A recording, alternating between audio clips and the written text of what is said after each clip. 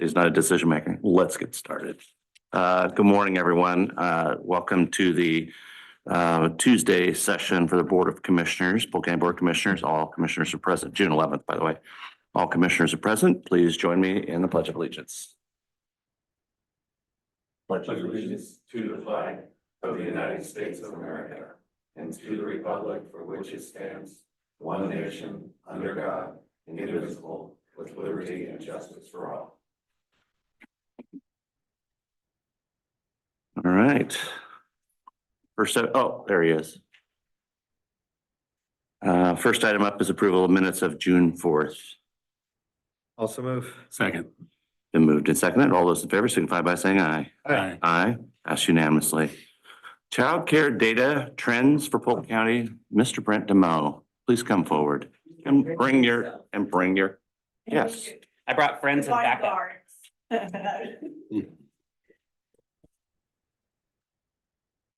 Morning, commissioners. Morning. We'll do introductions first, just so y'all know who's up here, and then I'll talk a little bit about the handout you have. And then Jenna and Lucy are going to talk about an exciting project that we could use some support from the board. So as you all know, Brent DeMoe, Director of Polk County's Family and Community Outreach Department. Jenna Sanders, Program Director for Child Care Resource and Referral of Marion, Polk, and Yamhill counties. Lucy Escobar, Project Manager for Primeros Pasos Early Childhood Education and Care.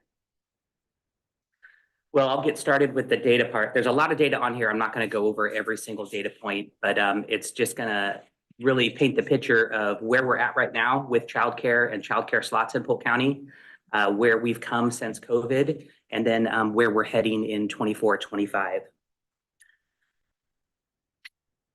So in the chart that you have right here, I just want to talk about that first line that's highlighted in yellow.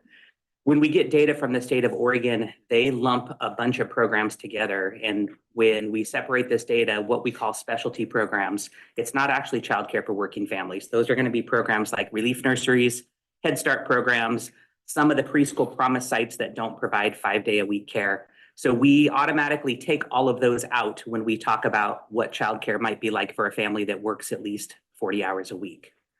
Underneath that, you have different types of childcare. You got childcare centers. You've got certified childcare, which is in-home, but could actually have up to 16 kids. You've got registered family childcare, which is also in-home, can have up to 10 kids.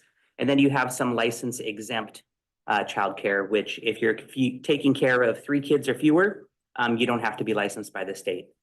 So if you look at the totals in the middle of the page, we have about 114 programs currently in Polk County. If you look at what you're licensed for, there's around 2,000 slots. But what you're licensed for isn't always the reality. Just like this room, if you looked at what the fire marshal certificate says, I think it says this room will hold 100 people, but that would be ridiculous. You wouldn't want to put 100 people in here. Most child care centers, they might be licensed for 45, but they would never have 45 kids. So the difference between licensed and desired is something that we're tracking in Polk County now. Many childcare providers indicate their desired capacity. So if you just go by what the state says, they show that we have 215 more slots in Polk County than we actually do. So what does all of this mean for Polk County? I'm looking down at the middle part of the page. We have about 4,740 kids, 0 to 5 in Polk County. That's the latest census data. We only have 3,500 slots for those kids, which means that 75% of our kids in Polk County let me say that one more time. Are you ready for this? We have 4,740 kids 0 to 5. We only have 1,192 slots, which means 75% of our kids 0 to 5 do not have access to a childcare slot in Polk County. Some of that is due to losing lots of childcare from the pandemic, but honestly, it was really bad before that as well. Polk County has been a childcare desert for almost 10 years since this data has been being tracked. At the bottom half of the page, it's going to tell you our program count for childcare for working families since 2020. And you could see in the program count for 2020, we were at 63 total sites. In 2021, that was down to 52. In 2022, it was 51. We started to make progress in 2023. And as of right now, we're actually a couple of sites ahead of our pandemic time. And that's due to the state of Oregon putting out, I think, $3.2 million to enhance childcare, to start up new programs or to expand slots. Actually very similar to what Polk County spearheaded in 2020 with the money that you guys approved to expand slots or start new childcare. The same person worked on both of those projects. So Lisa Demo led this charge for the state of Oregon with Western Oregon University. They funded $3.2 million to expand childcare, add new slots. And she just let me know that we have a new center that's starting. Dallas Retirement Village is opening up a childcare center for their employees. They've already started the remodel, hired a director, and are working on hiring staff and opening. We have a new certified family childcare opening up in the central area and 2 registered family childcare providers in the central area. And those are just the ones that I know about. There's probably going to be more coming online. I don't have the data yet for 2024. I'm going to take a pause and see if there's questions about the data part of this before I turn it over to my friends here to talk about a project that's going to bring even more childcare to Polk County. Do you believe that if we were to extend that lower graph into 2019, would those numbers totals for program facilities be higher or would it be static? It could actually potentially get lower. It just depends. We're at this weird precipice, Jenna. So this 2020, where I'm at, Brandis, is 2020 is Yeah. pre-pandemic. Likely. I mean, it went into pandemic during that year, but I just want to make sure that 2019 wasn't a number that we should be looking at that was higher. I don't think it was It wasn't. significantly different.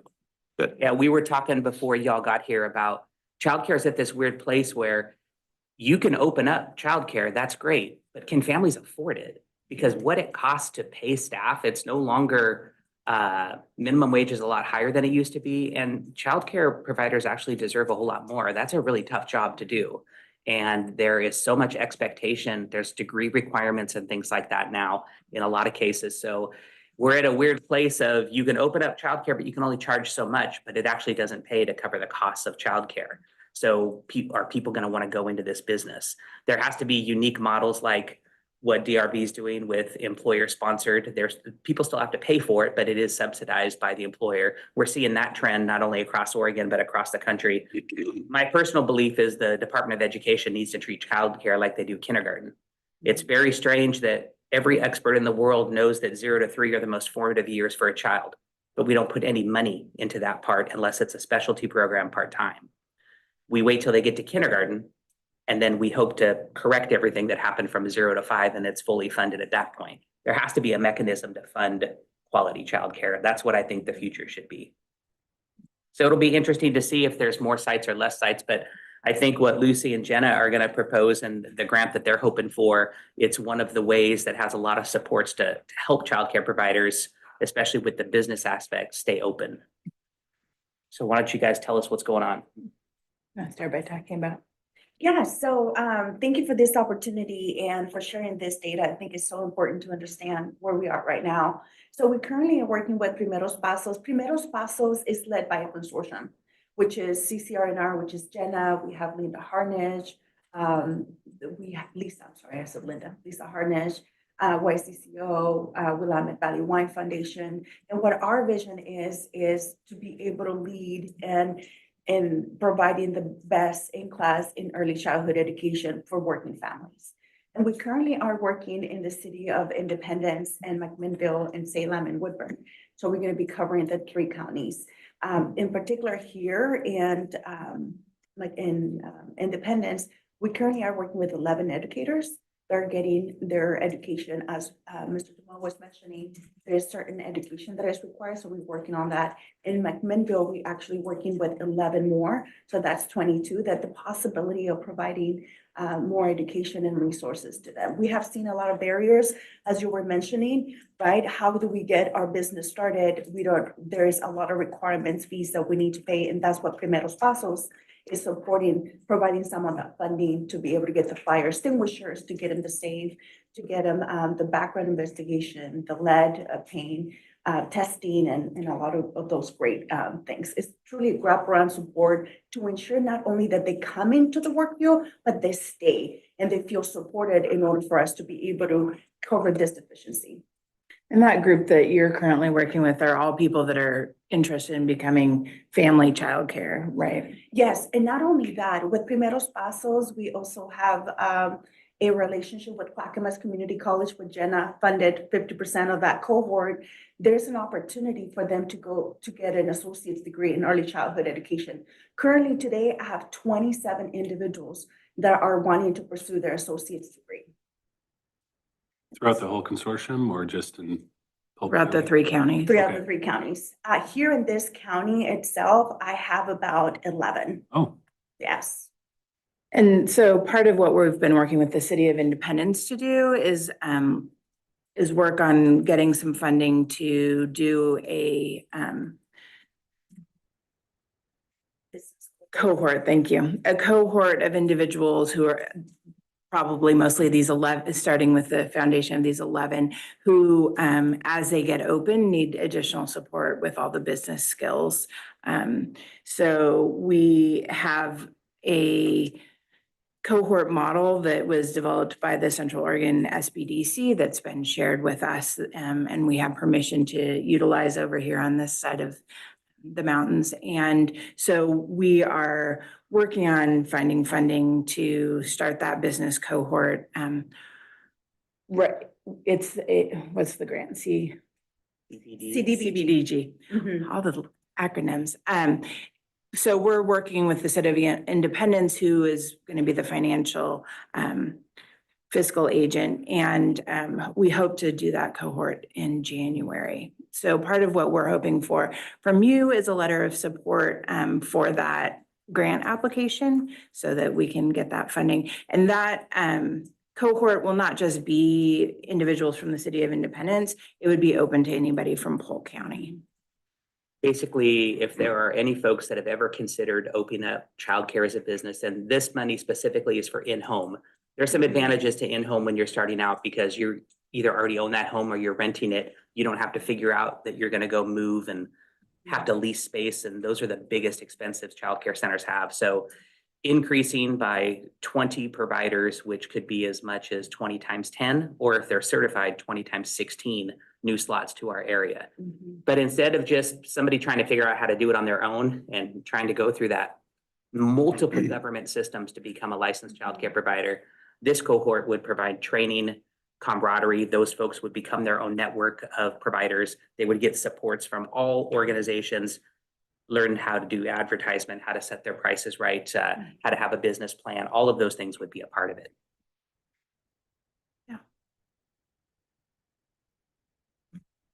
I don't have any questions. Sounds great. We can make it work. Childcare is needed. Yeah.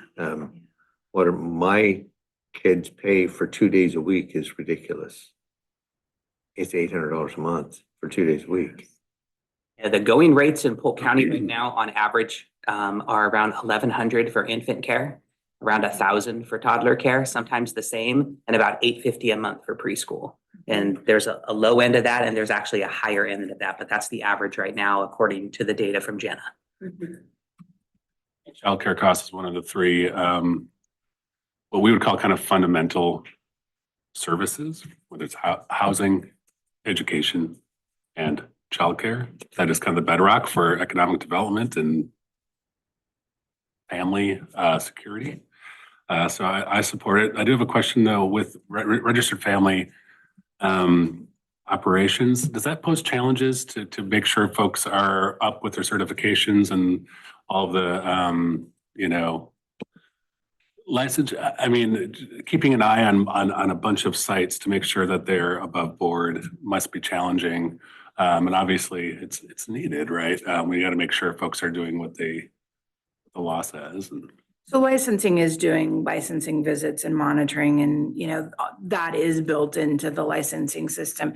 The requirements for registered family are significantly less than certified centers. And you have a lot more control, right? As if I am running my own business, I know what's happening. I know the level of quality, all of those kinds of things. Once you start having staff and having multiple sites or multiple rooms, it's a lot more challenging to control quality and all of those kinds of pieces. And so I think that the nice thing about this model is that it involves some coaching and some supports to try and really help with that transfer to practices. It's not just giving them information. It's saying, here, let's give you the information, then let's meet with you and walk you through, you know, what this actually looks like in practice and how would you apply that? And how do you actually apply for an EIN and on some of those other pieces?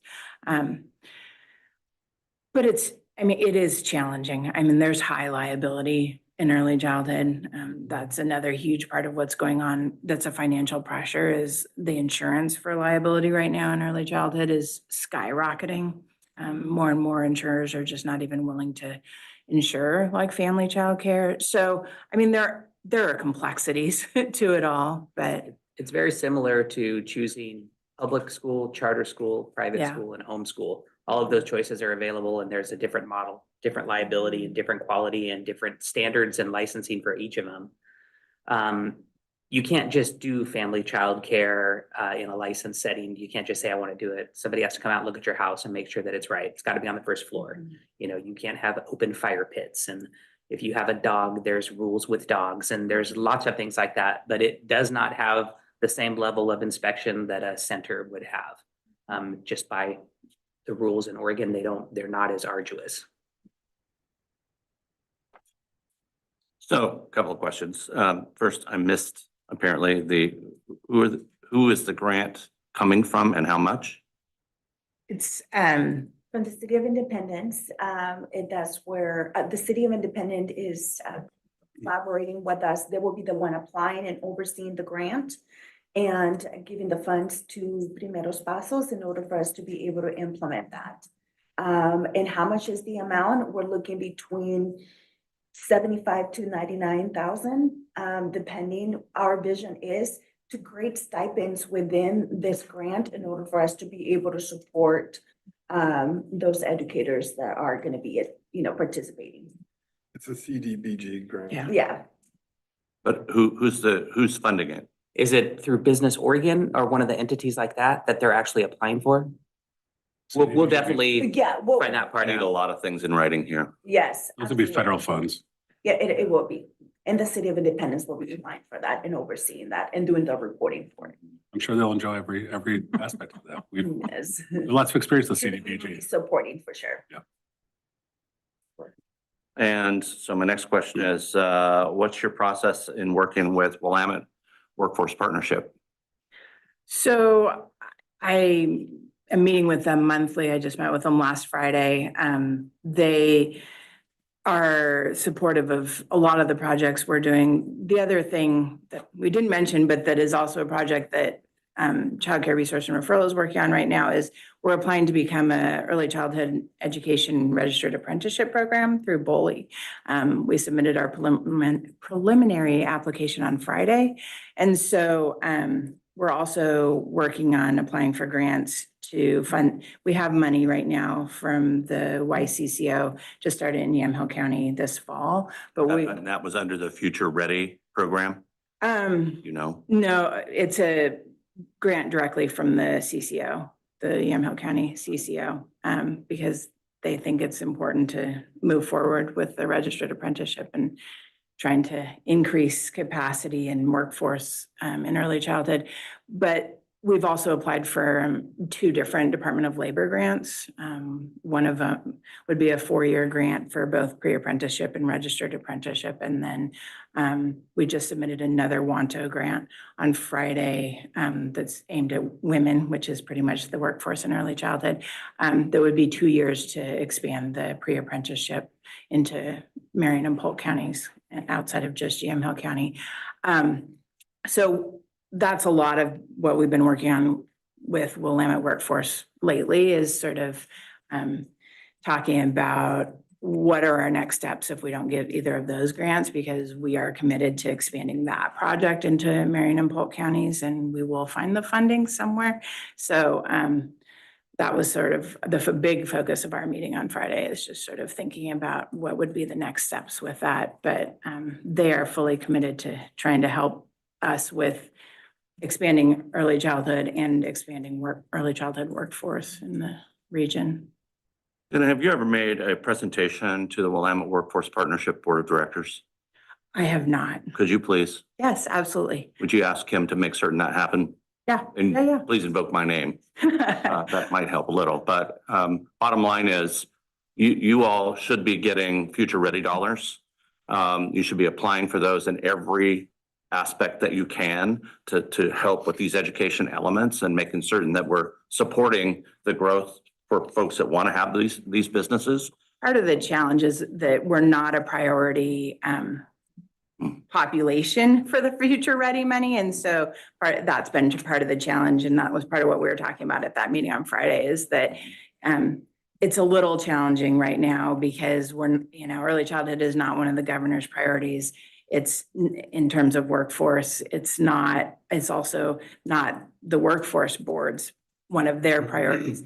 For all that everybody knows it's super important, it's not on that list of priority populations that are slotted for funding. And so they are happy to support us in looking for funding.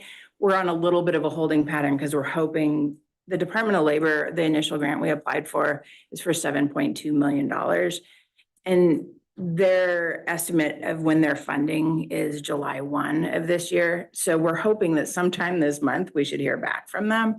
And once we hear back from them, then that will sort of help us decide if we get to just ramp up our program or if we need to, go deeper into our partnership with Willamette Workforce and everybody we can find and talk about where else to look for funding.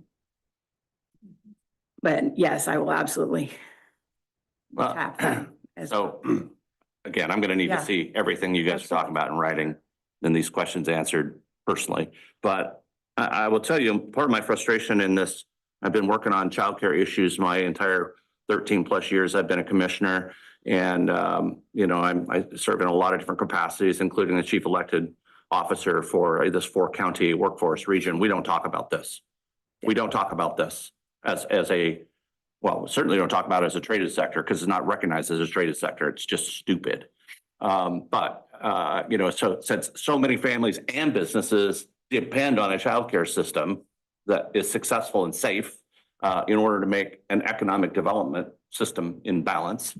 But we don't talk about it. I serve on the board of the Workforce Talent and Development Board. We don't talk about this. And part of the reason we don't talk about it is because we're not hearing from you. Because we're not getting your voice. And the only way, in my view, that we're going to get our legislature and our Congress to a point where we say, yep, it should be a priority that we're funding at least a certain level of childcare so that we make certain that families get a good start and they're not having to collapse their all of their revenues and their lifestyle to accommodate having children.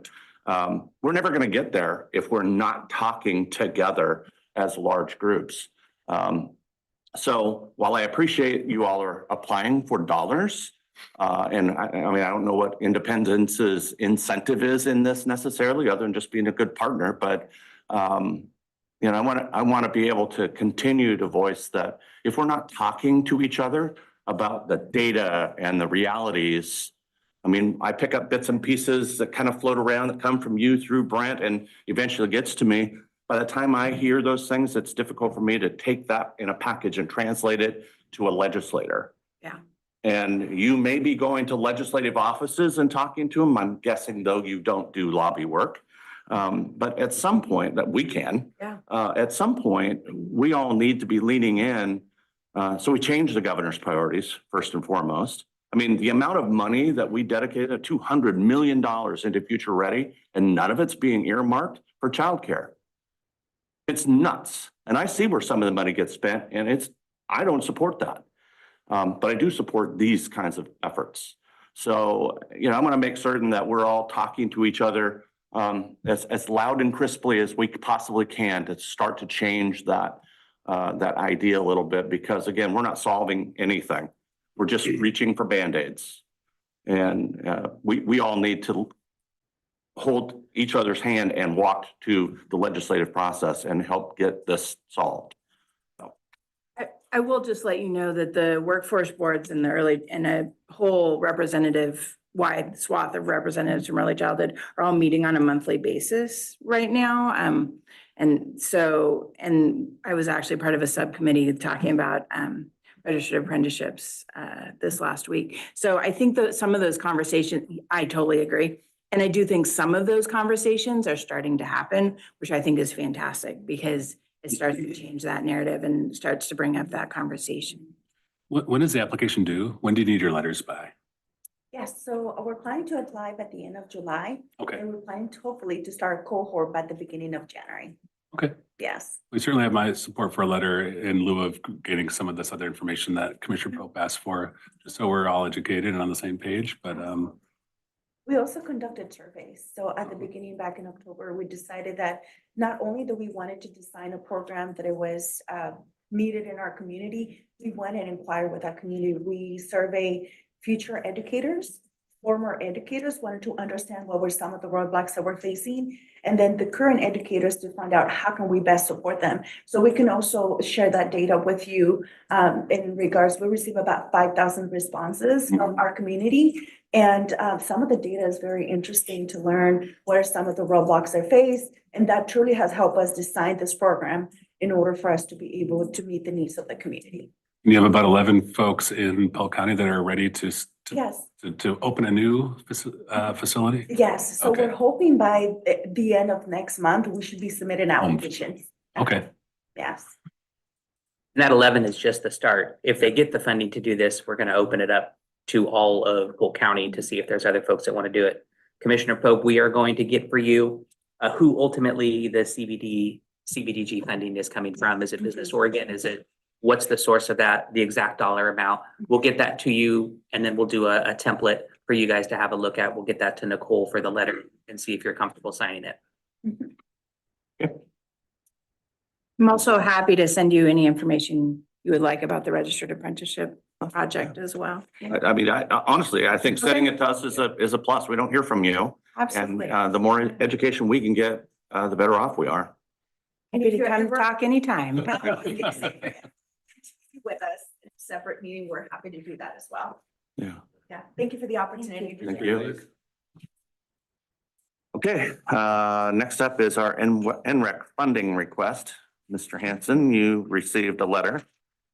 Yes, Mr. Chair, members of the board, hopefully you have a letter in your packet outlining the request from the Research and Extension Center subunit of probably Extension Office. As they outline in the bottom paragraph, Polk County's contribution to them has been $12,000 annually for probably the last, 15 years. And even in some of those years, they forgot to invoice us. So some of those years it was zero because I really couldn't pay without an invoice. But they've been pretty diligent the last few years on getting that invoice money. Their request is to increase that contribution from $12,000 to $22,200, which is an 85% increase. They note that that increase is roughly the same as what the agricultural prices and that have gone up over the last 7-8 years. So this money would come from EcoDevo. We do have adequate funds in that fund if you're wishing to support this program. They've never asked for COLAs and that, so this is the first time they've asked for an increase in 15 years. So it's at your pleasure, but I would do it, but that's me. so I support the program and I want you guys to push back if you disagree, but I mean, our revenue doesn't go up commensurate with market value. So I'd be willing to increase based on maximum assessed value, which is how we draw revenue from property. But given the long period of time that there've been no increases, maybe there's a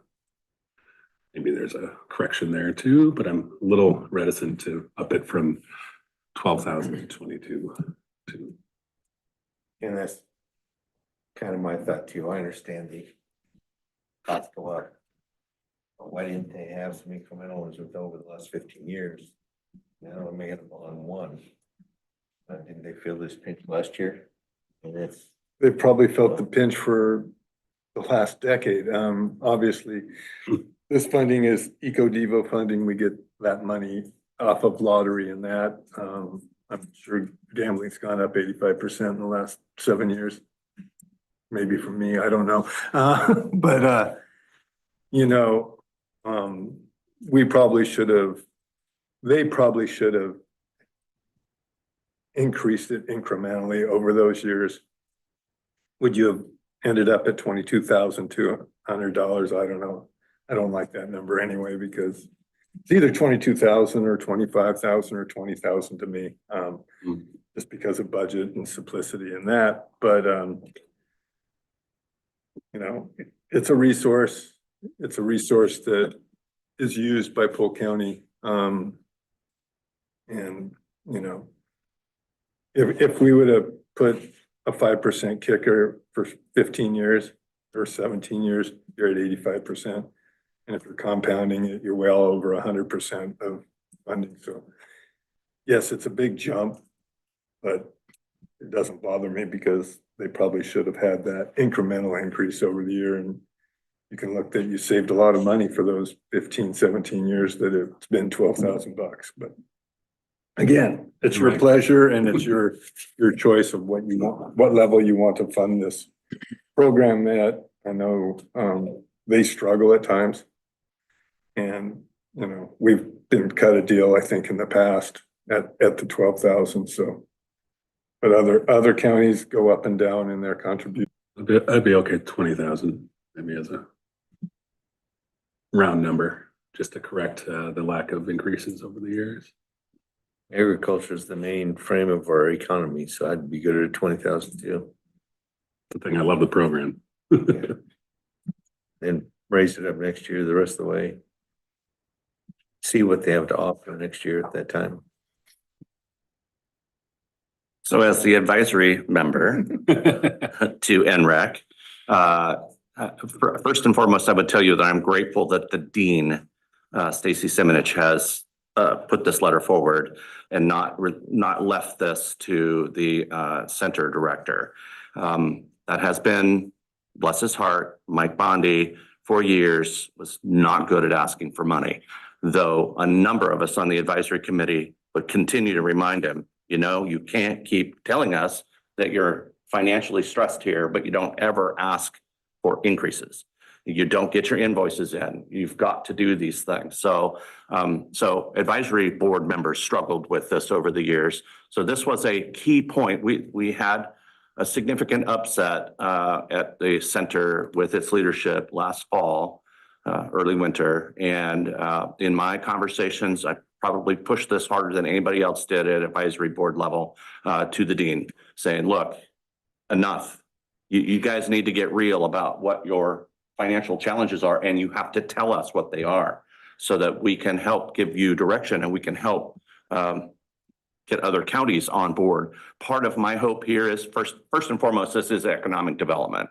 So everybody in this county that knows anything about agriculture would say, yes, you should absolutely be supporting your research center.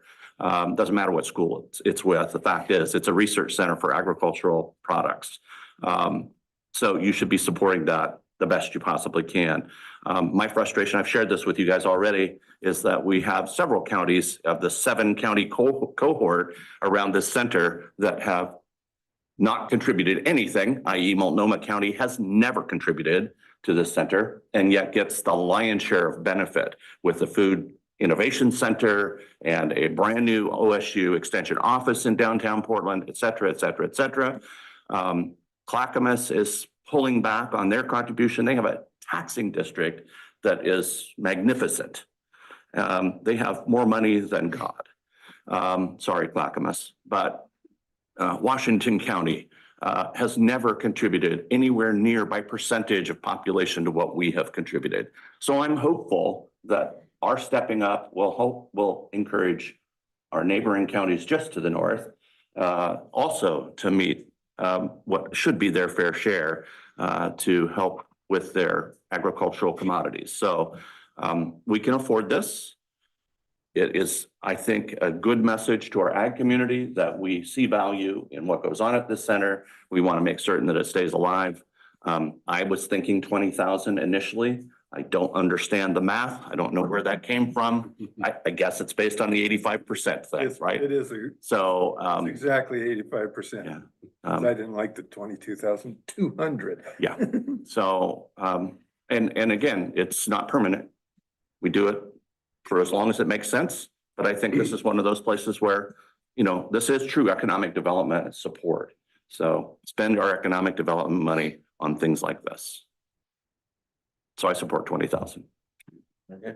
Sounds like we have consensus. Mhm. Okay. If you can get those metro counties to pony up, I'll personally pay you. Okay. You heard it on record. I don't know if that's legal. I'll tell you, I don't mind sharing this on the record. This has been a bone of contention for me that we have counties in this cohort at this center that have never contributed. And yet say, you know, they are a population center that requires Mhm. that, you know, that Oregon grow its own food. Yeah. And it's like, okay, I agree with that, but come on, step up here and put something into it. They don't put anything into extension programs. So that one county specifically. So anyway, this will be another lever for us to use with our neighbors, our peers to say, come on, you guys all can help and it will make a big difference in the center.